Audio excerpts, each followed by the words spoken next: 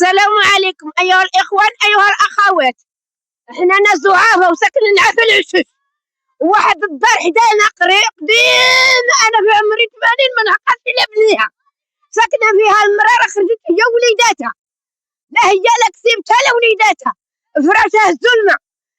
احنا في عيشة الله، لا ماء لا ضوء لا مصيبة الكحلة، ما احنا بالواد ما احنا بلا نقارات فايدين علينا، وشي كيف ما تنقتل الناس نقارات تنقتل المسيرة وتخلينا. دابا احنا عايشين في الضياع احنا وليداتنا، احنا دابا رحنا تنعيشو في الضياع احنا وليداتنا عبلا نقارات ديال المسيرة وخدمت.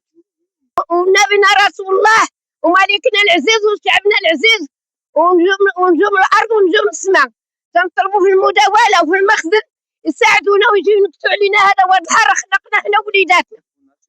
ودابا الدار المراه هي وليداتها تصير تدخل الدار، راه مهزوزة فراشة بكلشي، راه هزتها ما تبغاش كنت عاود السطح، ولا ما لا ضو لا خدمة ولا هجالة لا راجل لا ولاد لا من يقول لي شكون انتي، لا رقدت وما فيقوليش الجيران ما ترفيق.